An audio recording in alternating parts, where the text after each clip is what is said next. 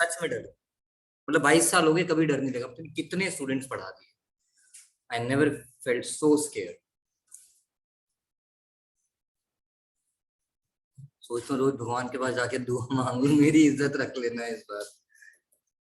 God, भैया एक बार दरवाजा बंद करते हैं बस, जो भी लास्ट सारा दरवाजा बंद करता हो।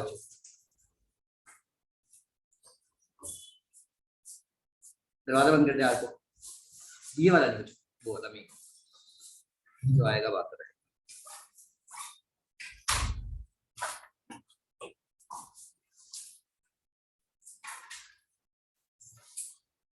Fund based accounting,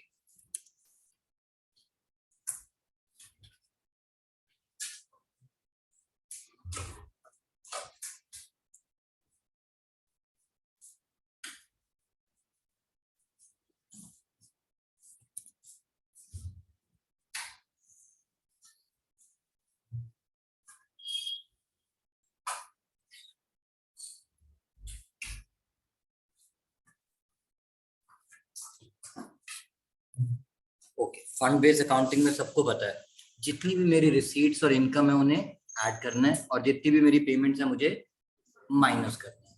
but payment के वक्त बस एक चीज का ध्यान रखना है, इज इट रेवेन्यू एक्सपेंडिचर और is it revenue, माइनस तो करना ही है, but we have to keep one thing in mind that whether it is revenue expenditure और, because if it is capital expenditure, वो जो मैंने शुरू में नोट लिखवाया हुआ है बस बोल रहा हूं, आज लिख नहीं रहा, क्या capital expenditure creates assets and assets are capitalise. ये मैं लाइन बोलता होता हूं जो मैं कुछ क्वेश्चंस में यूज करता हूँ।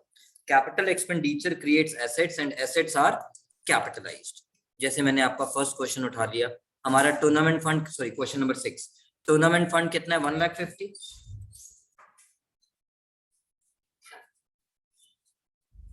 Then tournament fund investment for a business is,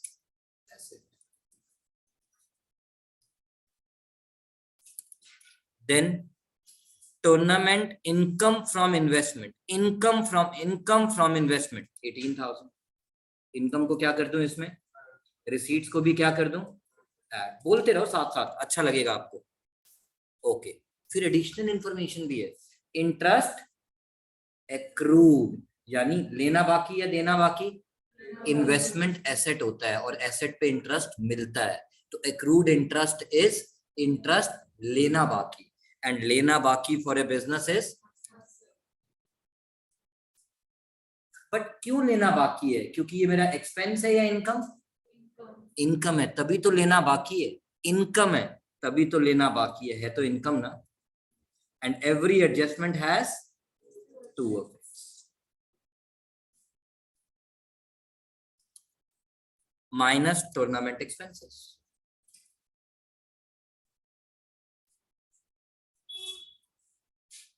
कोई दिक्कत, क्वेश्चन खत्म। इफ वी टॉक अबाउट, मेरा क्वेश्चन ओवर। अब इसी के वेरियस परम्यूटेशन एंड कॉम्बिनेशन बना लेता हूं instead of doing lot many questions. Let us assume, question कहता हमारे टूर्नामेंट एक्सपेंस है, इफ टूर्नामेंट एक्सपेंस रुपीज 1,80,000, तो कहना है से यहां पर जो मेरा 174 आ गया था, इसमें से अब मैं टूर्नामेंट एक्सपेंस माइनस करूंगा। पहले 12 कर रहा था, बट इस बार कितने 180 है, बट हम 180 तो सब्ट्रैक्ट नहीं कर सकते क्योंकि हमारे पास फंड्स ही कितने हैं 1,74, तो यहाँ पे तो जीरो हो गया। Asset side will remain same. ये जो 6,000 बचा, अब आप इस केस में एक और क्या बनाओगे, extract of income and expenditure account, और उसकी एक्सपेंस साइड पे क्या लिखोगे, tournament expense not return 6,000।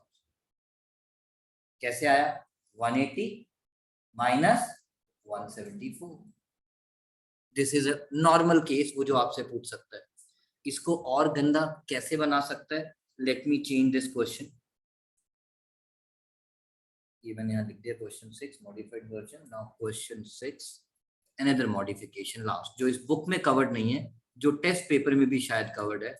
If tournament fund investment is at the rate 10% per annum and no additional info, मतलब जो हम क्वेश्चन 6 कर रहे हैं उसमें एडिशनल इंफॉर्मेशन नहीं दिया हुआ। और इस टूर्नामेंट फंड इन्वेस्टमेंट का नाम क्या है? आई रिपीट, इस टूर्नामेंट फंड इन्वेस्टमेंट का नाम क्या है? 10%, और there is no additional information, there is no additional information. तो दिविज, अब जब हम ये सॉल्व करेंगे पुत्र, तो हम वही नॉर्मल शुरू करें। Tournament fund investment asset, tournament fund liability, जल्दी नहीं करेंगे, plus interest on tournament fund investment 18। ये लिखने के बाद दिविज अब रुक जाएगा, क्योंकि उसे पता है इस इन्वेस्टमेंट का नाम क्या है? 10% टूर्नामेंट फंड इन्वेस्टमेंट। तो दिविज प्लीज आप रफ में जाओगे, क्योंकि मुझे उम्मीद है आप ये पॉइंट गलत कर सकते हो based on my previous paper experience with you. तो आप इंटरेस्ट निकालोगे कितना, किस पे, कितना आ गया? बट मुझे तो इंटरेस्ट कितना मिल चुका है? आई रिपीट, मुझे ऑलरेडी कितना रिसीव हो चुका है? 18। ओ दैट मीन्स -3000, तभी तो वो 15 बना। सो ये -3 का मतलब क्या है? Interest receive in, thank you very much.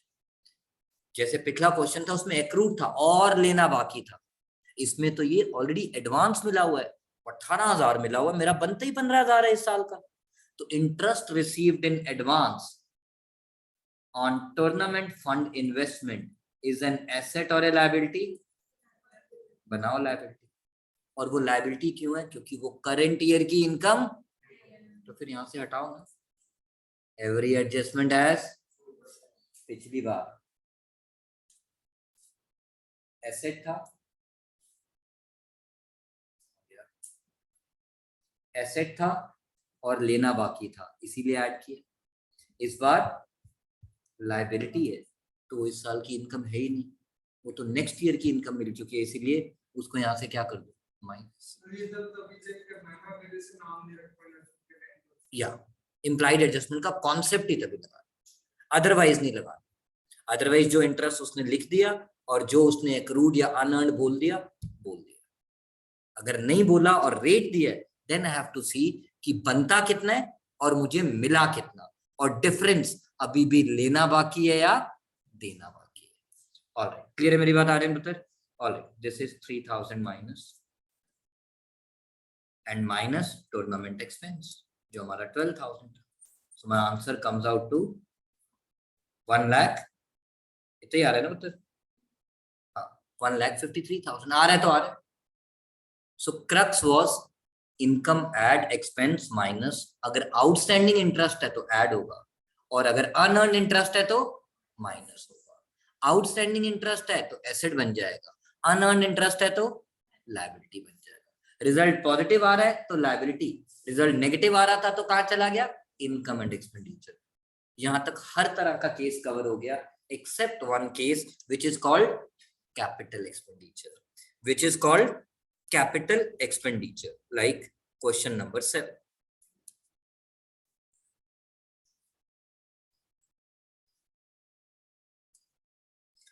Question number 7 की अगर हम बात करें, building fund 8 lakh,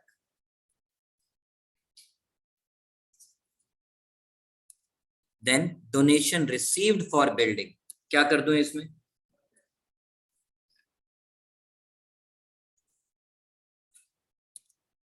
then expenditure on building नहीं, expenditure on construction of building. मैं यहाँ पे भी लिख सकता हूँ Anshita, expenditure on repair of building, and repair of building is a revenue expenditure. Please ये बात याद रखना, there is a difference between repair, major repair. When you say repair, it's a revenue expenditure, वो माइनस होगा, उसको capital expenditure का concept नहीं लगेगा। आई रिपीट, अगर वो बोलते हैं रेवेन्यू एक्सपेंडिचर या रिपेयर, रिपेयर इज अ, याद रखना ये पेपर में गलती मत करना, had the word being construction of building की जगह repair of building, तो मैं क्या करता, मैं बता रहा हूं। अच्छा, इस केस में और तो कुछ नहीं रिसीव होना ना, नहीं होना, करो add 20 lakh minus expenditure on, अभी तो मैं वर्ड कंस्ट्रक्शन लिख रहा हूं, बट मैं कह रहा हूं अगर इसके नाम कंस्ट्रक्शन की जगह क्या होता, रिपेयर, तो सुखी इसको करता माइनस, जो अभी भी कर रहा हूं, इसको करता माइनस, और उसके बाद लिखता कैपिटल फंड कितना 10 lakh, life membership fees is capitalised, life membership fees जिंदगी जो ना मिलेगी दोबारा, तो कैपिटलाइज, क्योंकि that's a capital receipt.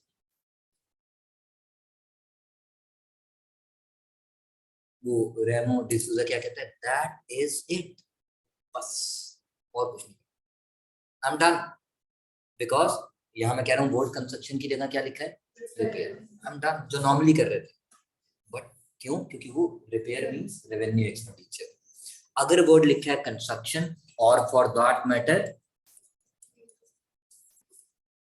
Major repair, I repeat, अगर वर्ड लिखा है Sonakshi repair or sorry construction or for that matter major repair, then it becomes capital expenditure and capital expenditure creates asset। and ये वो building है जो आपके question ने बोला बिल्डिंग वर्क इन प्रोग्रेस, मैं यहाँ लिख दूं बिल्डिंग वर्क इन प्रोग्रेस कितना, वो नोट लिखा रहा हूं, capital expenditure create asset and assets are, तो ये फंड कहां से ट्रांसफर हुए, बिल्डिंग फंड, बिल्डिंग फंड वाले फंड ही तो ऐड हुए जो कैपिटलाइज हुए। सो ये डिफरेंस आ जाता है जब आपका एक्सपेंडिचर कैपिटल एक्सपेंडिचर आता है, दैट इज इट। इससे ज्यादा फंड बेस्ड अकाउंटिंग में मेरे पास सिखाने को है ही।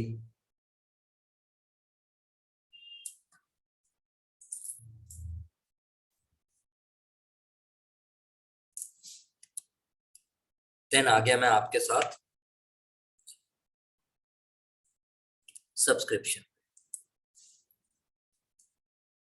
गाइस आज मैं दो तरीके से क्वेश्चन करूंगा, एक छोटे क्वेश्चन पॉइंट ऑफ व्यू से और एक बड़े क्वेश्चन पॉइंट ऑफ व्यू से।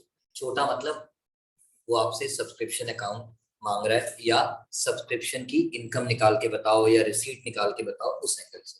और एक जब आप फुल फ्लेज एनपीओ का क्वेश्चन कर रहे हो और सेम पॉइंट अगर बड़े क्वेश्चन में आ जाता है तो आपको क्या करना है, वहां पे टाइम नहीं वेस्ट करना, कैसे वो हम बात करेंगे, specially in few questions. Now पहले मैं फॉर्मेट ही लिख दूं,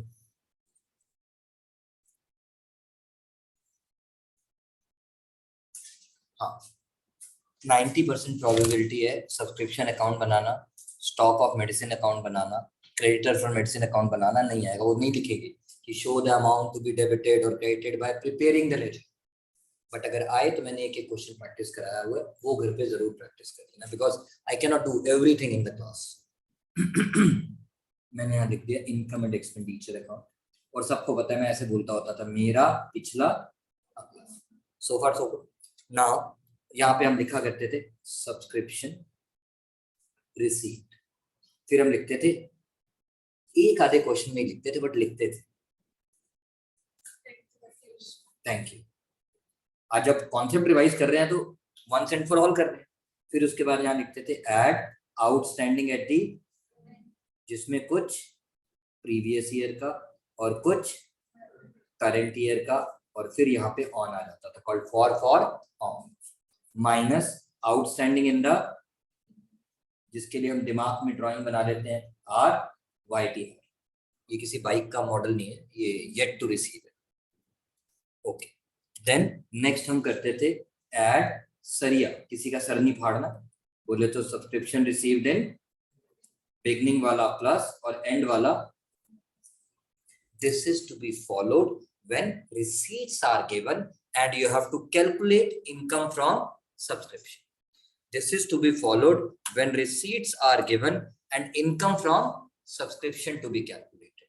और अगर आपको receipts निकालनी है तो इसका फॉर्मेट बिल्कुल, और इनकम एंड एक्सपेंडिचर की सिंपल स्टेटमेंट बनाओ, करूंगा एक क्वेश्चन बट वहां पे आप एक सिंपल स्टेटमेंट बनाओगे, जैसे इसमें तो आप लिख रहे हो एक्सपेंस अमाउंट, इनकम अमाउंट, और ऊपर आपने लिख दिया Riya Khanna extract of income and expenditure account for the year ended, जो भी है। लाइक मैंने आपके साथ क्वेश्चन स्टार्ट किया, क्वेश्चन नंबर 9 कहता है required to find out the subscription that will appear in income and expenditure account, मतलब इनकम फ्रॉम सब्सक्रिप्शन निकालना है। How much is the subscription received, question में रेक्टिफिकेशन की बात नहीं है। How much is subscription received 650 for which year 16-17, यानी हमारा फाइनेंशियल ईयर क्या है 16, तो पिछला 15-16 और अगला 18-19 वो भी अगले हैं, और पीछे का मतलब 15-16, 14-15, 13-14, जितना पीछे जाते जाओ वो पीछे ही है, और जितना आगे जाते जाओ वो आगे, called advance. Okay, now subscription received in advance on March, so this is advance at the end, क्योंकि 17 मेरा एंड हो रहा है। Then comes subscription outstanding on, यानी आउटस्टैंडिंग इन द, इसको देख के कुछ ना कहो, इसे थोड़ी देर के लिए भूल जाओ, 20,000। पहले चुपचाप आप पूरा अमाउंट लिखो, how much is the subscription outstanding. अब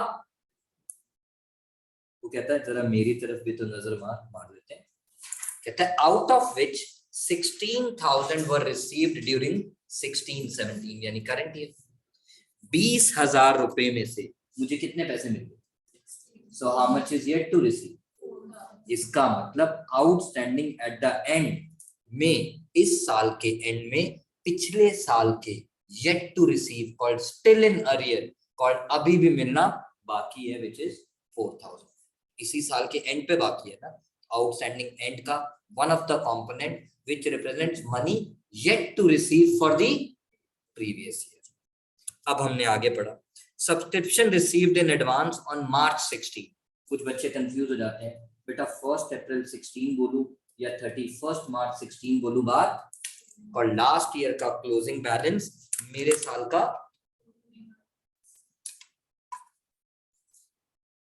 okay now this is how much guys, I just missed 7,500। उसके बाद अब वो क्या बोल रहा है, सब्सक्रिप्शन आउटस्टैंडिंग फॉर, तो टोटल कितना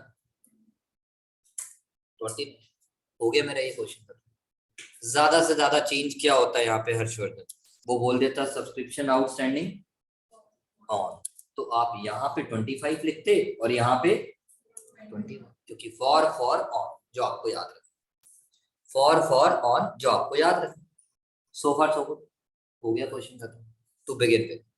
अच्छा, कुछ क्वेश्चन ऐसे भी आ सकते हैं, जरा ध्यान दें, वो आपको आउटस्टैंडिंग इन द बिगिनिंग, और वो क्या बोलेगा उसकी जगह सुनना, सब्सक्रिप्शन, आई रिपीट ये वाला पॉइंट नहीं होगा भैया, ये ज्यादातर बच्चे गलत करते हैं, मैं इसलिए बता रहा हूँ, ये पॉइंट ही नहीं होगा,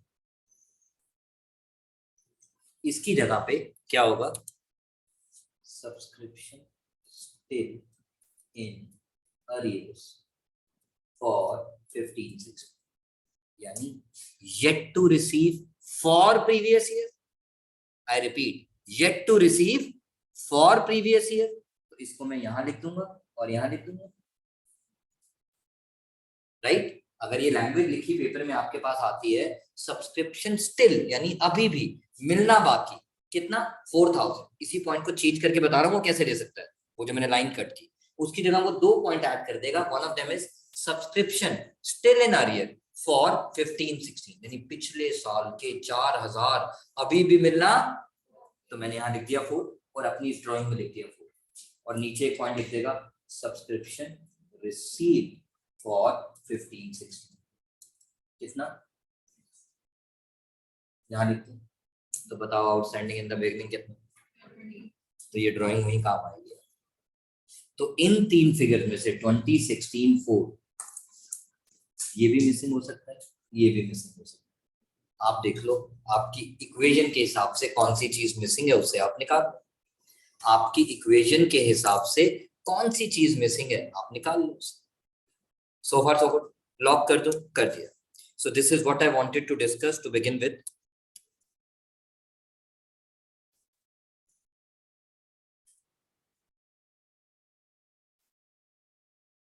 क्वेश्चन 11,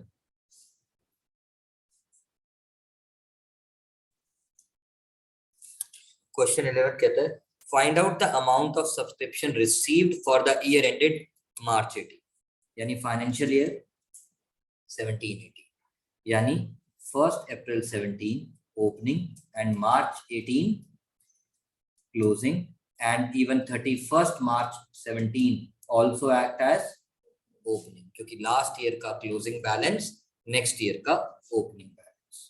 बट इस बार मुझे कोई फॉर्मेट नहीं बनाना, सिंपल ऐसे एक स्टेटमेंट बना देनी है और ऊपर लिख देना है computation of subscription received, computation of subscription received. और अब सबसे पहले पेपर में, चाहे रफ में चाहे फेयर में, जैसे आपका मन करे अपना फॉर्मेट लिख लेना। अब उल्टा चलेगा। अब हम यहां से स्टार्ट कर रहे हैं बॉटम से। लेट से ये आ गया था हमारा, कितना चीटिंग मार लेते हैं, कितना था यार 656,500, ये देखते हैं। सो कैन आई से सब्सक्रिप्शन इनकम, पहले आप outstanding at the end plus कर रहे थे, तो अब outstanding at the and formula वहीं रहेगा, for previous year for current year. पहले आप outstanding in the beginning minus कर रहे थे, तो अब पहले आप advance in the beginning plus कर रहे थे, तो अब, और पहले आप advance at the and minus कर रहे थे, तो अब सो फार सो गुड, लॉक कर दो, कर दिया। उल्टा करके फॉर्मेट लिख दिया, बस करते हैं क्वेश्चन शुरू। Income from subscription 1,20,000, subscription received in advance during the year. इस क्वेश्चन में एक पॉइंट ऐड करूंगा, मन्नत एक पॉइंट ऐड करूंगा, आप बताना उसका क्या करेंगे। सो रही हो जाग रही हो? आवाज से तो अभी भी सोए सोए से।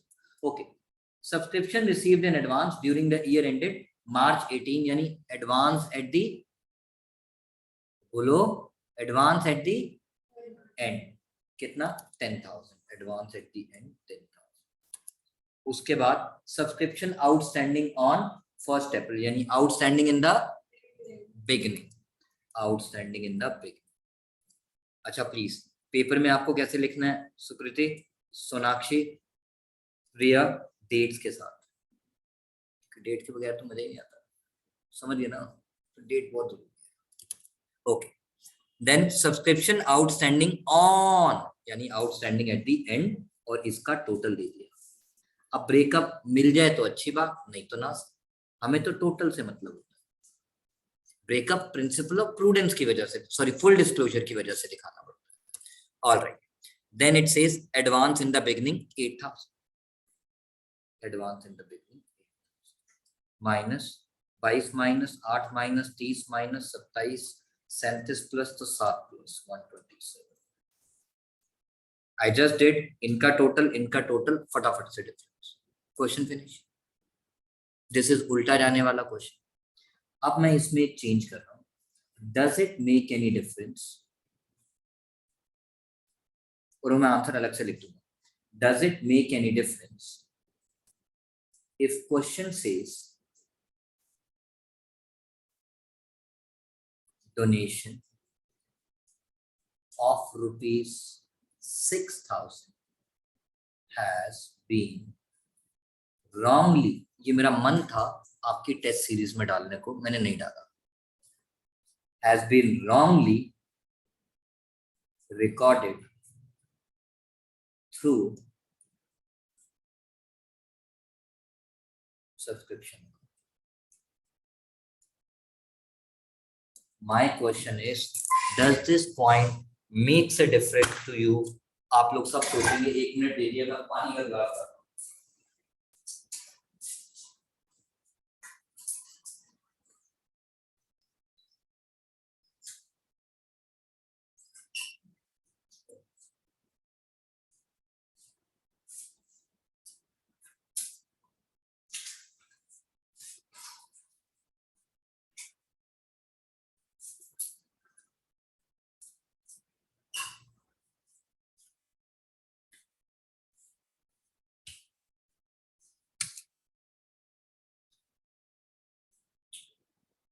Yes, Manu.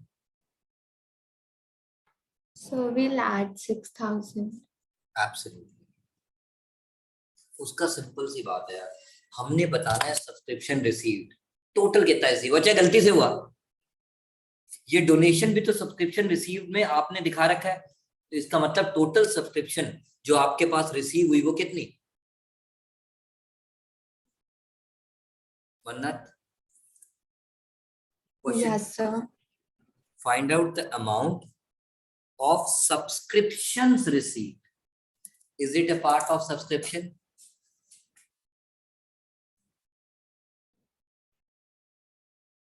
बोलो. Yes, sir. Is it a part of subscription means is it representing subscription? तो No, sir. मेरे मेंबर्स ने मुझे सब्सक्रिप्शन के पैसे कितने दिए, वो तो इतने ही दिए हैं. My answer will remain no change. आप पूछो चेंज कब होगा, आप पूछो चेंज कब होगा, जब मैं लिखूंगा does it make any difference if question says how much amount was shown in subscription account. क्यों? क्योंकि तब जब रिसीव की होगी तब तो टोटल कर रखी हो, रेक्टिफिकेशन तो बाद में होती है ना. पहले आपने सब्सक्रिप्शन रिसीव में इनिशियली कितना दिखा रखा है, how much amount was shown in subscription account or how much amount was shown in, to be very precise, in trial balance, to be very precise, on account of subscription. On account of subscription, in subscription, क्योंकि on account of subscription का भी answer same है. On account of subscription या subscription received means the same. Subscription के कितने पैसे मिले, जो रॉन्गली इंक्लूड हो गया वो सब्सक्रिप्शन के पैसे, तो मेरा आंसर तब भी क्या रहेगा 1,27,000. बट वो कहता है आपने जब अकाउंट्स क्लोज किए, ट्रायल बैलेंस बनाया, उस समय तो गलती हो चुकी थी, उस समय सब्सक्रिप्शन में कितना दिख रहा था, तब मन्नत की बात मान लूंगा, तब मन्नत मेरा आंसर होगा 1,27,000 + 6 1,33,000. इस बात को याद रखना बच्चों please. There is a difference between subscription received on account of subscription, दोनों एक ही बात है, but the amount to be shown in trial balance. छोटे क्वेश्चन में टाइम लगना है बच्चों, मुझे बड़े क्वेश्चन तो सिर्फ आप लोगों को प्रैक्टिस करनी है, उसमें मेजरली एक्सपेंस लिखना है. हाथ जुड़वा लो, 4 पेपर हो गए लेते लेते, साला एसेट और लायबिलिटी भी इनकम एंड एक्सपेंडिचर में डाल देते हो, कैश इन हैंड, कैश, मतलब तंग आ गया हूं यार मैं पेपर देख देख के. And I will focus on that today कि प्लीज ये सब नहीं लिखना. Okay, all about this. नहीं बच्चों यही वर्ड बनेंगे, ट्रायल बैलेंस होगा तभी ऐड करके दिखाऊंगा. Subscription received on account of subscription, तो दैट इज ओनली 127, क्योंकि सब्सक्रिप्शन के पैसे डोनेशन नहीं है, वो तो गलती से आपने ऐड कर रखे. Sir, in the long questions, sale of furniture, is it an income or not? अभी रुक जा, अभी तू मेरे सामने होती है ना मैं चपाटा मारता. ये याद रखना, अभी जब बड़ा क्वेश्चन करूंगा मुझे याद दिलाना मैम, ठीक है? Okay, sir. क्या कह रही हो, थप्पड़ मार ही नहीं सकते, मैं तो घर पे हूँ, पता है.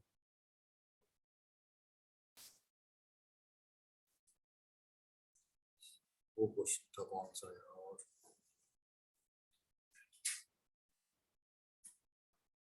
यार जिसमें आउटस्टैंडिंग सबसे गिरा.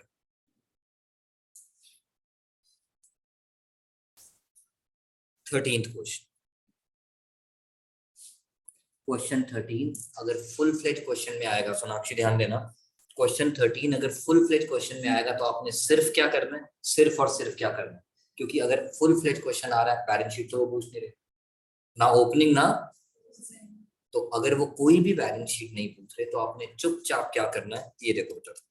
क्वेश्चन 13 आया, पेपर में ये वर्ड नहीं लिखा हुआ, ये भी भूल गया. These all are my point of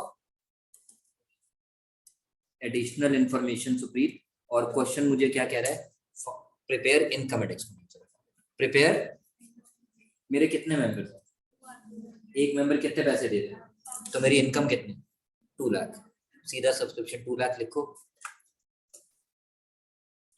मुझे इनसे कुछ नहीं करना.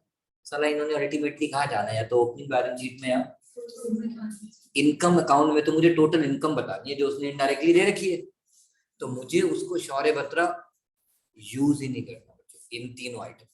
कब? जब बड़ा क्वेश्चन कर रहे हो, इनकम एंड एक्सपेंडिचर अकाउंट बनाना है और आपको ओपनिंग और क्लोजिंग बैलेंस शीट नहीं बनाना। क्लियर है आपको मेरी बात? तो प्लीज सिंपल सिंपल, कितने मेंबर 200, कितनी इनकम 1000, फिनिश। वहीं अगर एनुअल की जगह मंथली है इंटू 12 कर देना, क्वार्टरली है इंटू 4 कर देना, दैट इज इट। आपको और कोई इंफॉर्मेशन रिया यूज नहीं कर। बट अभी आते हैं इस क्वेश्चन पे फ्रॉम छोटे क्वेश्चन पॉइंट ऑफ व्यू। वो मुझे क्या निकालने को कह रहा है दोस्त? Find out the outstanding subscription on 31 March 17। Book में जितने भी क्वेश्चन है वो आपको क्या निकालने को कह रहे होते हैं? आउटस्टैंडिंग एट दी, क्योंकि हमारा ईयर एंड कब हो रहा है ये देखो, beginning and March 17।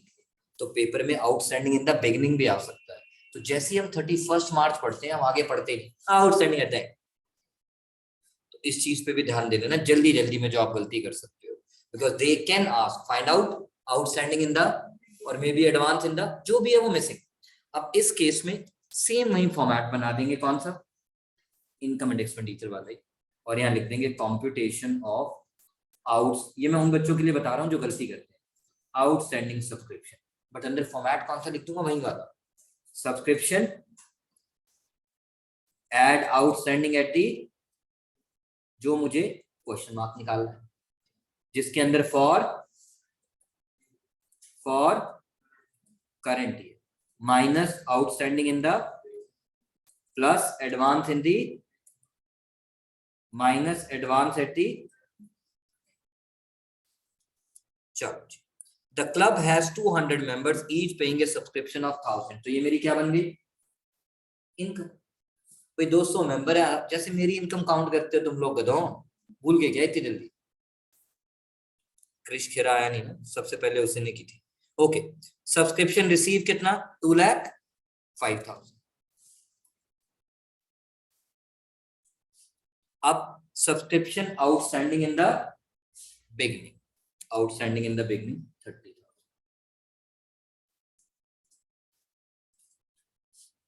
then advance at the end,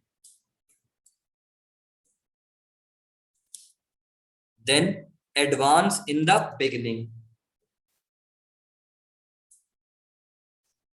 question finish. Get this amount as, teacher को यहाँ पे ऐसे ही लिखा रहने दो, यहाँ पे आप ये इक्वेशन दिखा दो, 2,05,000 प्लस x माइनस 30,000, कोई नंबर नहीं कटने वाले बेटा, plus 14,000 minus 40,000 is equal to x is equal to 2,30,000 2,70,000 minus 2,40,000 plus 590 51,000। Finish. कुछ करना ही। अब यहाँ पे आपको इसका ब्रेकअप नहीं मिल पाया तो ना सही, क्या फर्क पड़ता है? की फर्क पड़ता है। सो फार सो गुड, लॉक कर दो, कर दिया। लास्ट क्वेश्चन सब्सक्रिप्शन का, क्योंकि आज मैंने बोला था आज मैं ही पढ़ाऊंगा।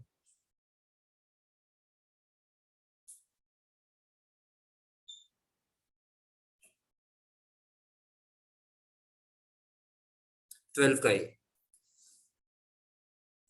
ये क्वेश्चन कुछ बच्चे गलत कर सकते हैं अगर पेपर स्लाइटली टफ बने, it can be one of the question, board में आ चुका है एक बार।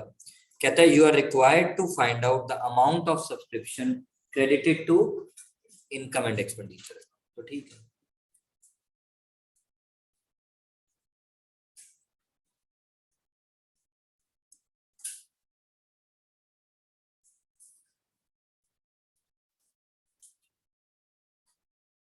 सब्सक्रिप्शन रिसीव, देन पहले फॉर्मेट ही लिख लेते हैं ना, एड आउटस्टैंडिंग एट दी, सबकी बैटरी बोल रहा है, previous year current year minus outstanding in the, भाई मैंने पेपर देना है क्या, एडवांस इन दी, अभी वो ब्रिटनी स्पीयर्स का कॉन्सर्ट चल रहा होता ना, दिविज की सबसे पहले आवाज निकल रही होती, minus advance at the. Okay, subscription in arrears on March 18, और हमारा ईयर कब एंड हो रहा है? मार्च 19। So it is outstanding in the beginning.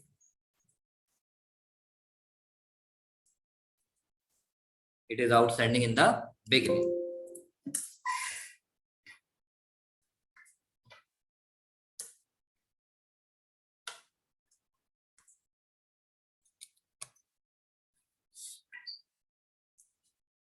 Okay. Subscription received in advance on March 18 for year 19.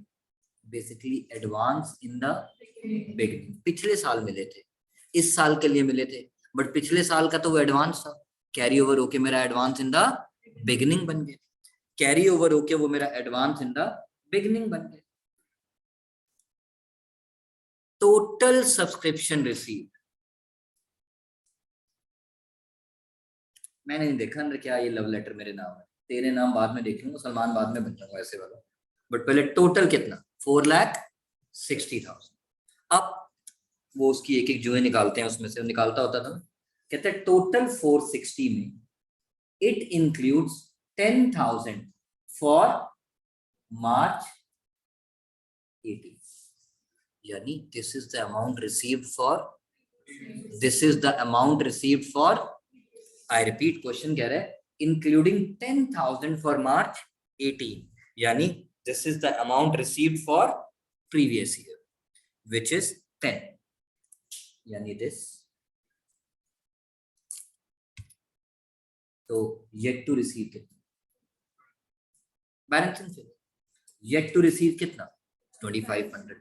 और yet to receive means outstanding at the end में representing previous year. Outstanding at the end में representing previous year. श्रेय Bhatia please साथ साथ पूछ लेना बच्चों. मैं बहुत स्लो और बहुत डिटेल जा रहा हूं इस समय, बिकॉज एनपीओ आपका 10 नंबर का, 2 नंबर का एक क्वेश्चन है एज पर सैंपल पेपर. अगर चले 2 नंबर का एक, 3 नंबर का एक, 5 नंबर का एक. पहले 5 अगर अच्छे से आते हैं तो अगले 5 अपने आप हो जाते हैं. इसीलिए मैं उस पर फोकस कर रहा हूँ. जहां डाउट हो बच्चों पूछ लेना. I can only request. 8,000 is received for 2020. मेरा ईयर क्या है? यानी this is received for, this is received for, यानी एडवांस एट दी. अभी आराम आराम से.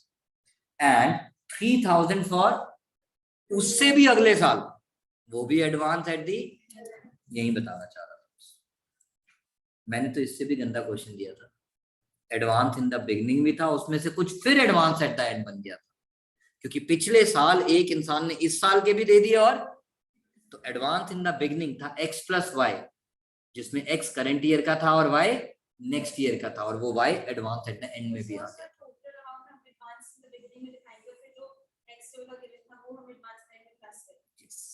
आप देख लेना, मैंने मार्किंग स्कीम दी हुई है बच्चों. तो प्लीज सिंपल सा फंडा फॉलो करना है. एडवांस इन द बिगिनिंग का मतलब क्या होता है? जो पिछले साल पैसे मिले, चाहे इस साल के, चाहे इससे अगले, चाहे इससे, that is called advance in the beginning. और एडवांस एट द एंड का मतलब क्या होता है? जो इस साल को छोड़ के अगले सालों के पैसे मिले, चाहे इस साल मिले चाहे पिछले साल मिले. By advance at the end अगर मैं कॉन्सेप्ट वाइज बात करूं, इज ओनली वन, कि मुझे इस साल के एंड में नेक्स्ट ईयर के कितने पैसे मिल चुके हैं, चाहे इस साल में चाहे पिछले साल. इस साल में तो अगले साल के मिल रहे हैं, that is advance, called advance at the and. But 19 में मुझे जो भी पैसा मिला 2020, 21, 22 का, that will act as advance at the, irrespective of the fact वो एडवांस मुझे इस साल मिला चाहे प्रीवियस साल मिला, बट वो एडवांस एट द एंड में जरूर आएगा, क्योंकि उसके अगेंस्ट मैंने अभी तक सर्विसेज नहीं दी. ये आपके सैंपल पेपर का क्वेश्चन है बच्चों, देख लेना. This is a sample paper question जो मैं आपके साथ डिस्कस कर रहा हूँ. ऑलराइट, सो अब इसके अंदर मेरे पास और कुछ बचा बच्चों. हाँ, सब्सक्रिप्शन आउटस्टैंडिंग फॉर, इसीलिए यहाँ पे लिखा. ऑन होता तो यहाँ लिखा. My question is over. Calculation होती रहेंगी बच्चों. डन, छोड़ दूं, आंसर निकल जाएगा बच्चों.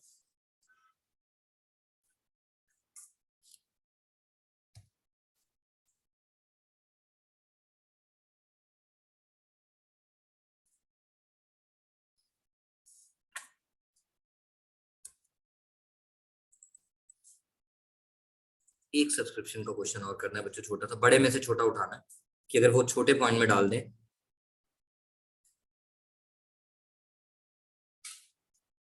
दो क्वेश्चन बेसिकली, सॉरी माफ कर देना,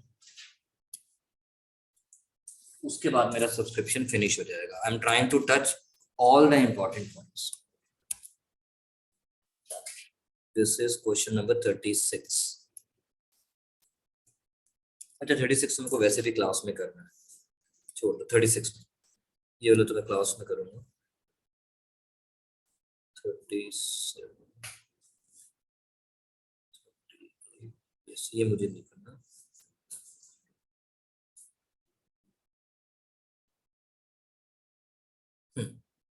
क्वेश्चन 38 का मुझे बस एक ही पॉइंट करना है रिलेटेड टू सब्सक्रिप्शन।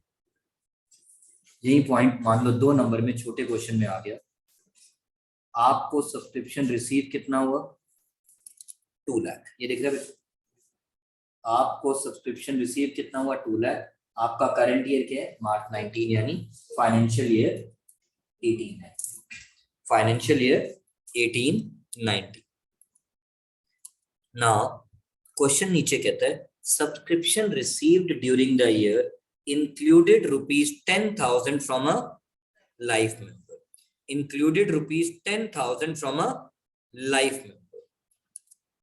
उसको यहां से क्या कर दो और उसको कहां पे ऐड कर दूंगा?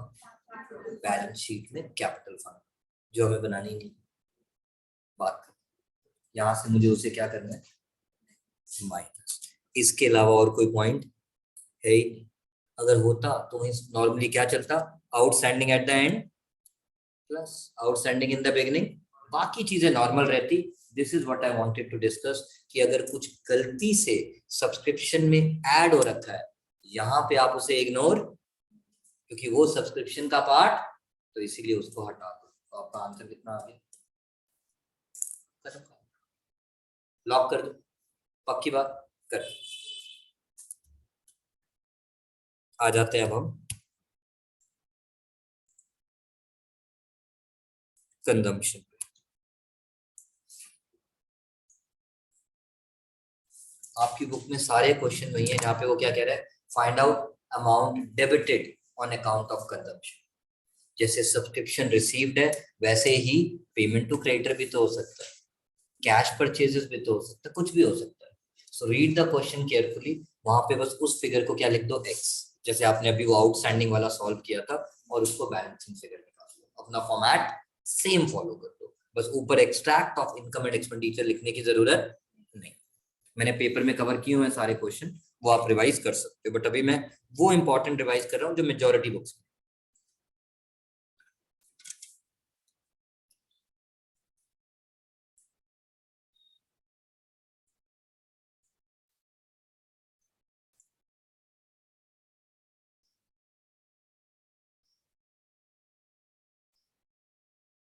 क्वेश्चन नंबर 23 उठाया जैसे,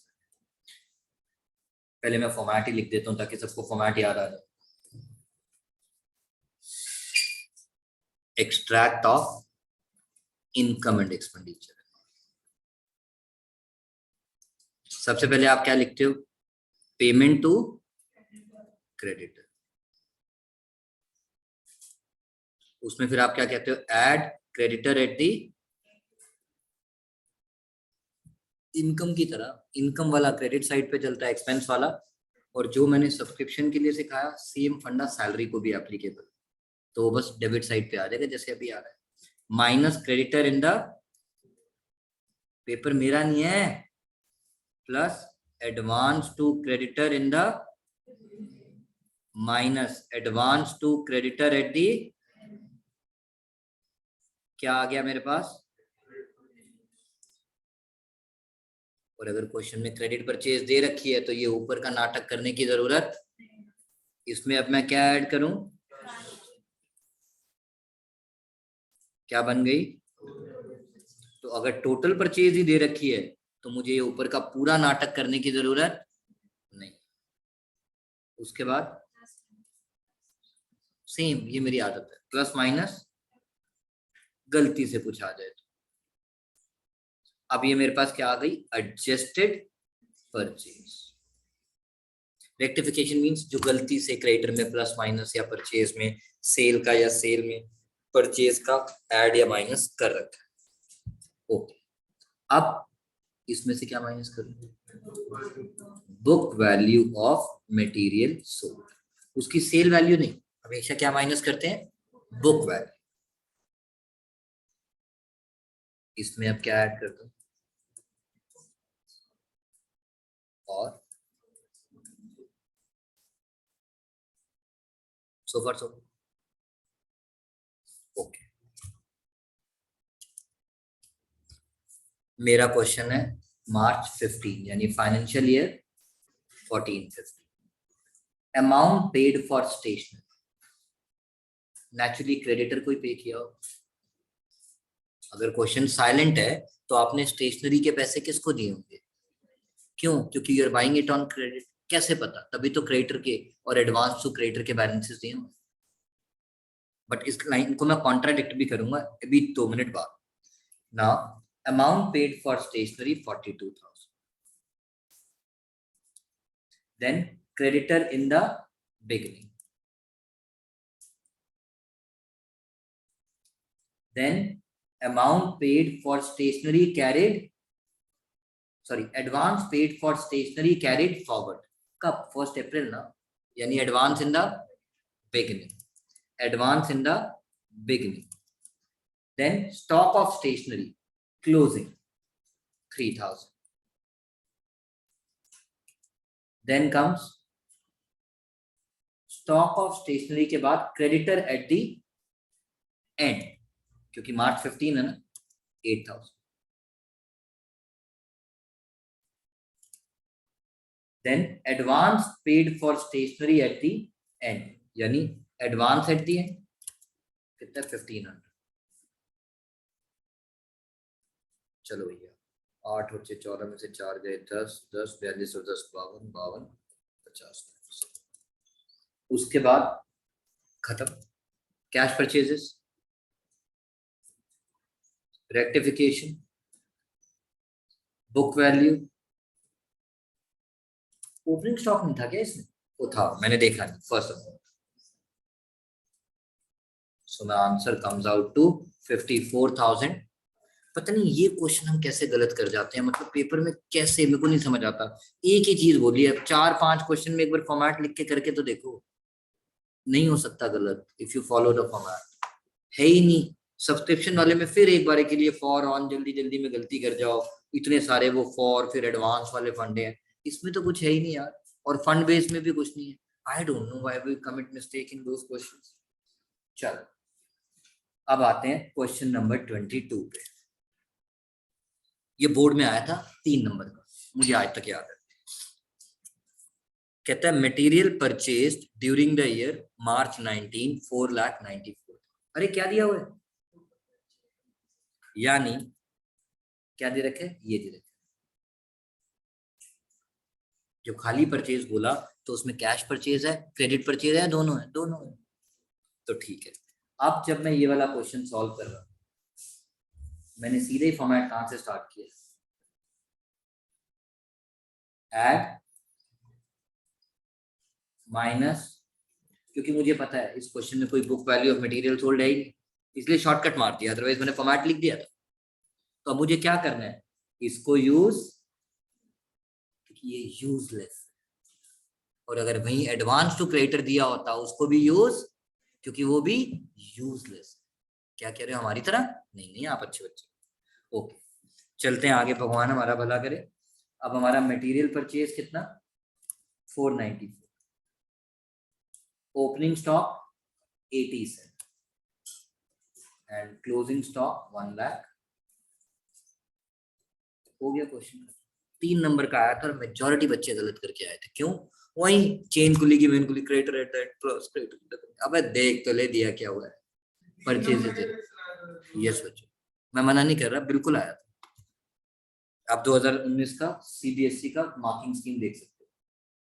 तो जरूरी नहीं होता बच्चों 3 नंबर के सारे क्वेश्चन लंबे आएंगे, छोटे भी आते हैं। 2 नंबर का बड़ा कर देते हैं, 3 नंबर का छोटा कर देते हैं, कुछ भी करते हैं। यहाँ पे मेजर क्या आया था ना, क्योंकि इसकी वजह से या तो 0 या फुल, तो उनका पर्पस सॉल्व हो गया।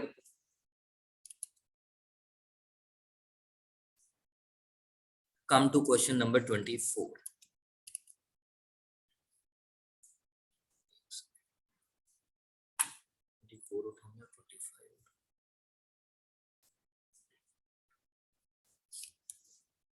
ट्वेंटी फोर उठा रहा हूँ, 25 वर्बली डिस्कस कर दूंगा, then will be done with this.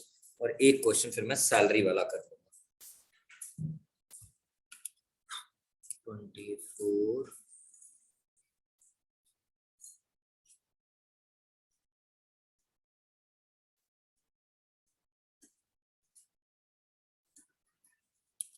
Extract एक बार वो लिख ले बच्चों, आज वो नहीं कर पाऊंगा मुझे लगता है, कुछ टॉपिक जो पेंडिंग चल रहे हैं देखता हूँ कब करूंगा। Receipt and payment question, because I am expecting one question may be 3 marker on that. बहुत मैंने दिया आपको, मैंने अपनी वर्कशीट कराई है पूरी बच्चों उसमें, बिल्कुल आ चुका है। सैंपल पेपर में है तो बोर्ड में भी आ सकता है, 3 साल पुराने सैंपल पेपर में है, उसके अलावा किसी किताब में अभी तक नहीं है। बट जब आ जाएगा ना एक बार क्वेश्चन, तो हर बुक में 6-6, 7-7 क्वेश्चन ऐड हो जाएंगे। It is there in the sample paper and that's the reason आपको स्कूल में एक बार जरूर क्वेश्चन पूछा जाता है, prepare receipt and payment account. I need to do that, वो तो मेरे लिए बहुत जरूरी है। ओके, क्वेश्चन नंबर 24 पे आए। कहता है अगेन वही, find out the amount to be debited to stationery account in income and expenditure account. कहता है पेमेंट मेड टू, इस बार तो शुरू ही उससे हुआ, तो फिर से एक बार फॉर्मेट लिख लिया अपना पूरा। पेमेंट टू, मेरा पेपर नहीं है, payment to add creditor at the minus creditor in the plus advance to creditor in the minus advance to creditor at the, क्या आ गया, शुक्र है कुछ तो, add क्या आ गया, प्लस माइनस आपकी किताब में क्या आ गया, देन मटेरियल या स्टेशनरी जो भी है so, and then add and minus,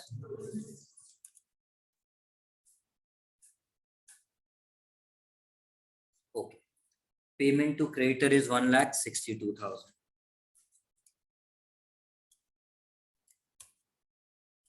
तो हटना यार यहाँ से, फिर बंद हो जाएगा ये बड़ा नाटक है। Okay, creditor at the beginning कितना है 40,000 first April 18, and eight the and कितना है 58,000। Creditor in the beginning 40, creditor eight the and 58, minus 18 हो गया बेसिकली 144। देन एडवांस इस बार नहीं,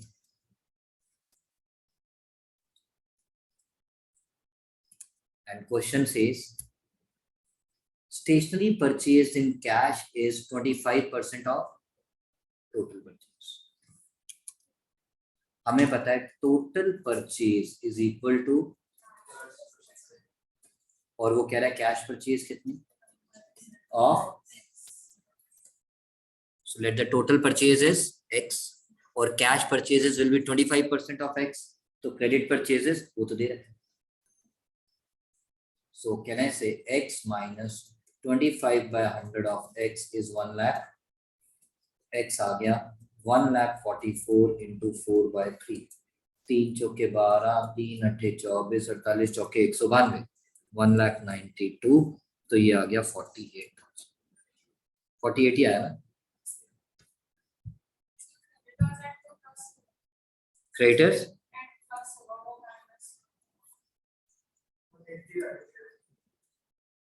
माय बैड,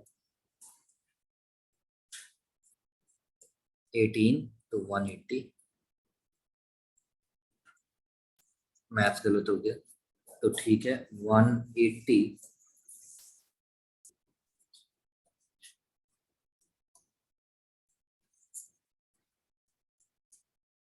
240। तो कैश परचेजेस, प्लीज छोटी सी बात सुन लेना, जल्दी जल्दी में बच्चे ध्यान नहीं देंगे त्रिशा जैसे। क्वेश्चन में लिखा आएगा, सुन लेना मेरी बात, कैश परचेजेस आर 25% ऑफ बोल सकता है, जरूरी थोड़ा टोटल परचेज बोलना है। कैश परचेजेस आर 25% ऑफ, तो फिर आप क्या करोगे? 25% ऑफ प्लस क्रेडिट परचेज तो आप निकाल चुके हो, फिर आपको कुछ भी एक्स लेने की जरूरत। तो ध्यान से क्वेश्चन पढ़ना है। ये गलती यार को मैंने पास्ट में लोगों को, बच्चों को करते हुए देखी है। चलते हैं आगे। इसके अलावा तो और कुछ बचे ही। ओपनिंग स्टॉक 30 और क्लोजिंग स्टॉक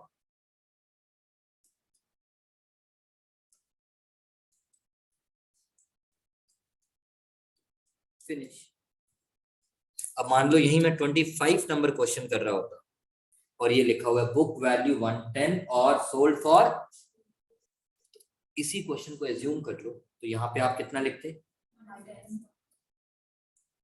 क्योंकि यहाँ पे हमेशा क्या लिखनी है? Book value. बट हमने बेचा कितने का, तो हमें क्या हुआ? तो आप प्रॉफिट और सेल यहाँ कितना दिखा देते?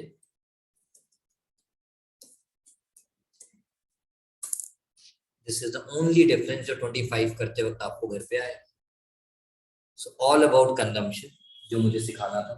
आई रिपीट, मैंने भी दिया पेपर में, आपने वैसे भी प्रैक्टिस किए होंगे। एक आधा क्वेश्चन मेरे वही टेस्ट सीरीज से वापस प्रैक्टिस कर लेना।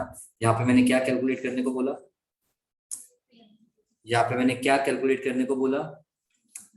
सिंपल मैथ्स लगाना बच्चों, प्रैक्टिस कर लेना। इट्स जस्ट दैट फॉर्मेट से बाहर मत जाओ and just do the normal plus and minus, don't get confused, just follow these steps. You have every kind of a problem covered in these steps only, whether it is fund based accounting or it is consumption or it is subscription, उसमें फिर थोड़ा सा for on है but major इसी में covered है। हाँ,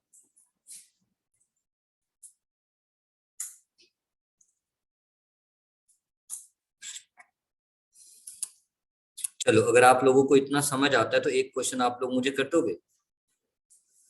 मैंने अभी बताया इनकम के लिए क्रेडिट साइड, एक्सपेंस के लिए डेबिट साइड।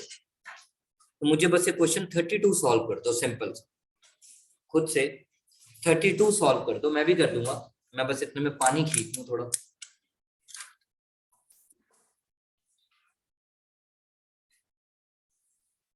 सुबह सुबह तो पानी खींच सकते हैं।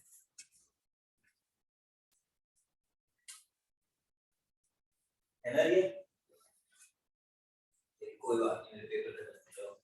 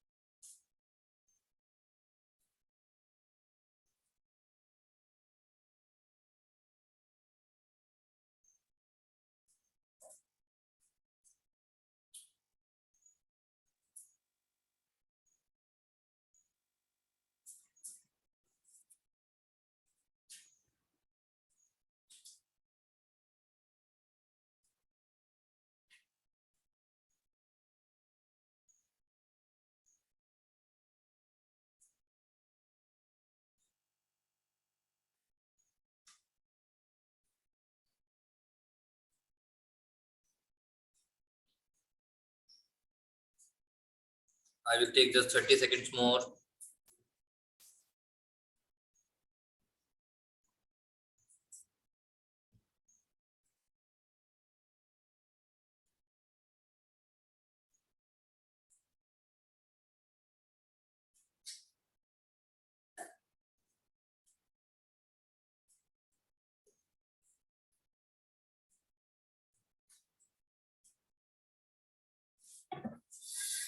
आ गया आंसर? कुछ करना ही नहीं था. How much is salary? This is outstanding in the, तो क्या कर दूं? This is outstanding at the for on. सोचना ही नहीं, इसमें भी सेम फंड है, बट क्या दिया हुआ है त्रिशा? और तो मेरा काम चल गया. कितना? 25. एडवांस इन द बिगिनिंग और एडवांस एट दी फिनिश. कोई बहुत बड़ा क्वेश्चन थोड़ी दिया, तो आपको सिंपल क्वेश्चन भी आ जाएगा किसी भी एक्सपेंस पे. प्रीपेड सैलरी ऐसे कुछ वर्ड लिख देंगे, अनअर्न्ड एक्सपेंस लिख देंगे, या कुछ भी लिख देंगे.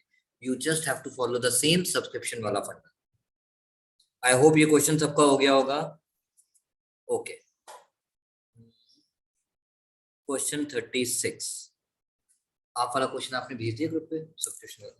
ओके, एक मिनट दे दो यार, पहले आज इस लड़की का एक क्वेश्चन कर लो. ये कौन सा कह रही है मुझे नहीं पता. हाँ वो तो मैं, हमारा क्या पर्सनल है, सब पब्लिक है.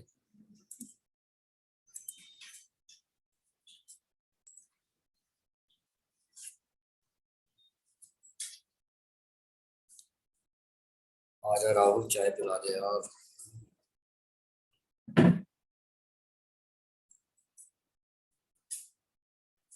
अभी तो कुछ समझ आया? सब मरे पड़े हैं इस समय. अच्छा, रात को जाग रहे थे सब. मैं सोच रहा हूँ नेक्स्ट ईयर से ना रात को एक्स्ट्रा क्लास रखा होगा, बट पेरेंट्स मार डालेंगे मेरे को. बड़ी लंबी उम्र है, जल्दी नहीं मरेगा. एक चाय पिला दो. हाँ हाँ, वो चाबी मेरे पास. तेरे पास है ना दूसरी चाबी? मुझे नहीं पता यहाँ कहाँ पड़ी है यार अभी.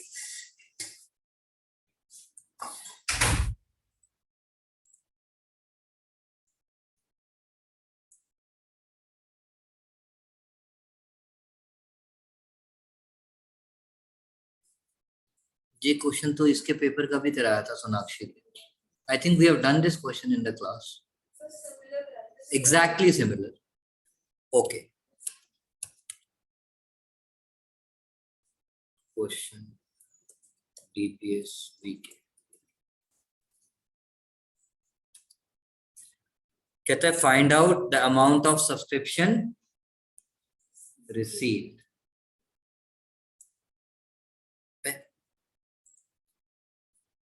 Find out the amount of subscription received. उल्टा चल रहा है, फॉर्मेट तो कोई बनाना नहीं. तो सबसे पहले क्या लिखो? सब्सक्रिप्शन. अरे बोलो भाई, मेरा पेपर नहीं है. इनकम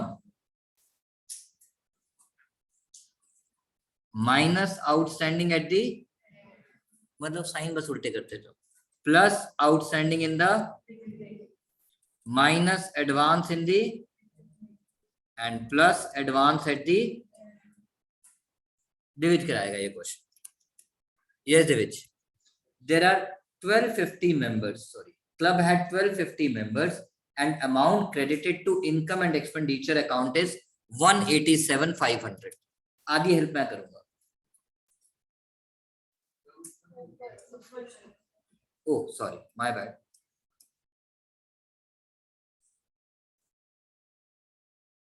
खून भरी शाही से लिखी. ये बच्चों का खून निकाल देते हैं ना, इसलिए. ओके, अब नेक्स्ट पॉइंट बता. नहीं, पहले बताओ ये फर्स्ट पॉइंट पढ़ के. मैंने हमेशा एक बात बोली है, अपने बड़े पापा को हमेशा याद करता हूँ, called full stop comma and take a pause. ये पहला सेंटेंस पूरा पढ़ लिया. इसको पढ़ के मुझे अभी भी कुछ कुछ होता है, कुछ कुछ होता है. क्या होता है देविज?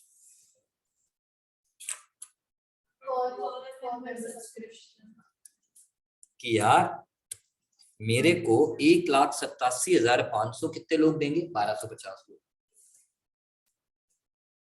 रिमेंबर जो इक्वेशन कर रहे थे 200 into 1000 is equal to 2 lakh equation किया था ना. 200 मतलब मेंबर्स into 1000 मतलब इनकम. जो इस क्वेश्चन में कितनी दी हुई है 1250 और उसका सम टोटल कितना दिया हुआ है 187,500. तो नंबर्स आ जाएंगे आपके पास. सॉरी नंबर्स 1250 दिए हुए हैं. तो आपके पास सब्सक्रिप्शन पर मेंबर आ जाएगी कि एक बच्चे से मैं कितनी फीस लेता हूं. आप इसको इस तरह से देखो 187,500 डिवाइडेड बाय 1250. कैलकुलेटर पे मारिए फटाफट. 125 125 125 के नहीं चल रहा है दिमाग.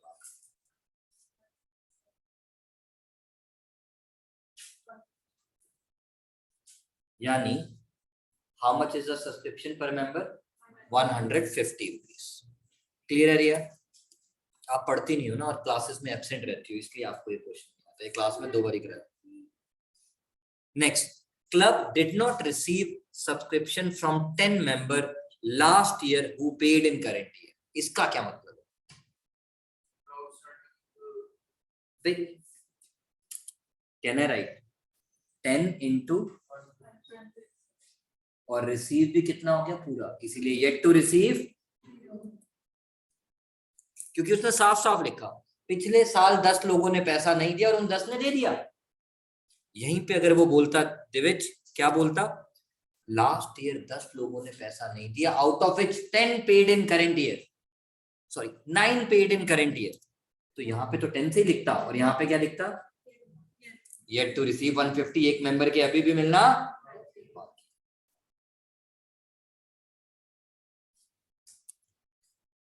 मन्नत में ठीक कर रहा हूँ ना क्वेश्चन अभी तक?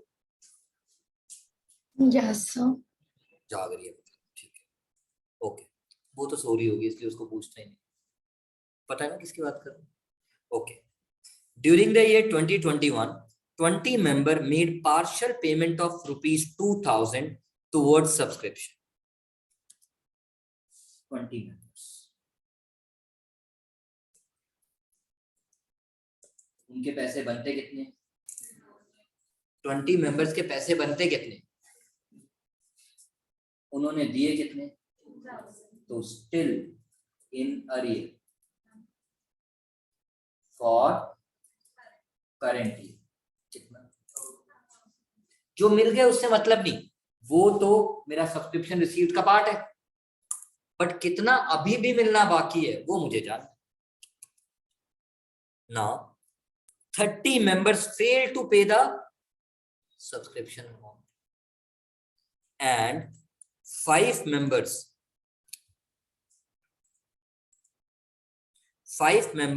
paid subscription amount for 21-22. आराम से इसको implement और apply करते हैं. 5 member paid for next year called advance at the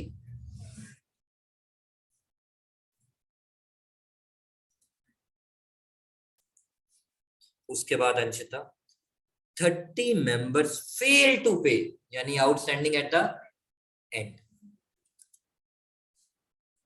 30 into plus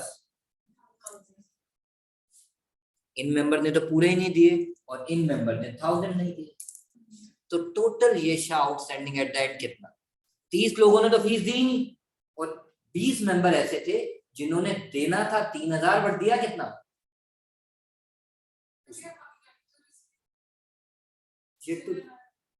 बच्चों ये वो वाले मेंबर्स थोड़ी हैं. कहां गया. Club did not receive subscription for 10 members last year who paid in current year. ये तो कह रहे हैं during the year current year में 20 मेंबर ने सिर्फ 2000 दिए यानी करंट ईयर के 2000 दिए ना, तो करंट ईयर के मिलना बाकी है ना. क्लियर है यशा मेरी बात आर को? ओके. श्रेय भाटिया, शौर्य बत्रा, मन्नत चावला, तो ये कितना आ गया बच्चों 5500. ड्यूरिंग द ईयर 1920 यानी पिछले साल 12 member paid for current year यानी एडवांस इन द.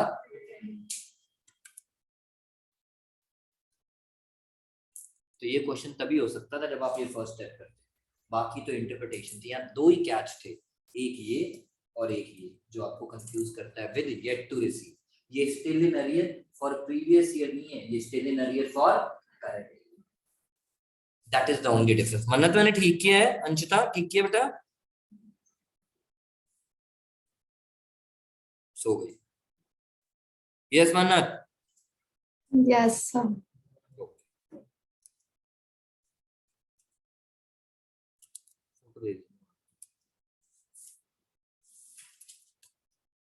आज का लास्ट क्वेश्चन मेरी तरफ से, उसके बाद आप जो मर्जी प्रैक्टिस करते रहो और पूछते रहो।